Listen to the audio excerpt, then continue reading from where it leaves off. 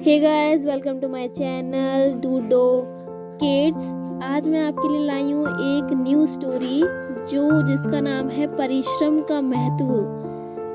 यानी जो इंसान हार्डवर्क करता है उसका महत्व क्या होता है, वो चीज़। ठीक है, स्टार्ट करते हैं फिर। एक गांव में एक सेठ रहता था, उसका नाम धनीराम था। उसके पास अनेक खेत थे। उसके खेतों में बहुत से मजदूर व नौकर काम करते थे।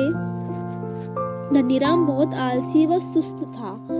वह कभी भी अपने खेतों में काम करने नहीं जाता था।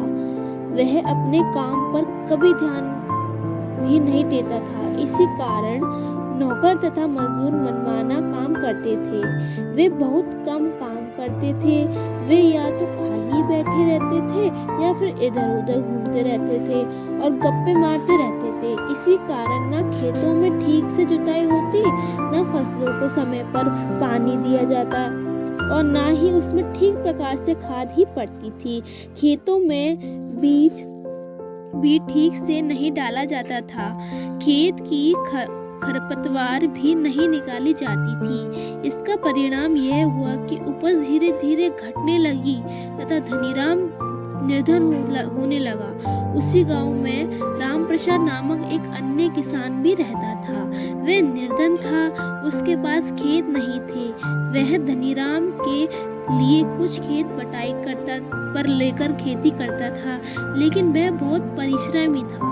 वह हमेशा मजदूरों के साथ खेत पर जाता था और बहुत परिश्रम करता था। उसे काम करते देखकर दूसरे मजदूरों की काम करने की लगन भी बढ़ जाती थी। उसके खेत अच्छी प्रकार से जोते और सींचे जाते थे।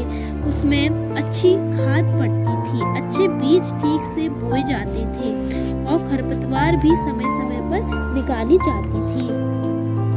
इसी कारण उसके खेतों में बहुत अच्छी उपज होती थी। वह खेतों का लगान देकर और अन्य खर्चा निकालकर भी बहुत सा धन बचा लेता था। इस प्रकार वह धीरे धीरे धनी होने लगा। जब धनीराम बहुत निर्धन हो गया तो उसके ऊपर बहुत ऋण हो गया।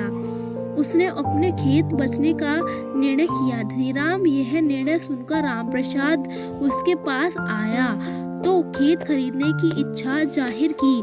धनीराम को यह जानकर बड़ा आश्चर्य हुआ कि धनीराम ने रामप्रसाद से पूछा कि उसके पास इतना धन कहाँ से आया।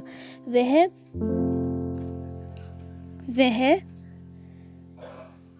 तो उसका ही थोड़े से खेत बटाई पर लेकर खेती करता था।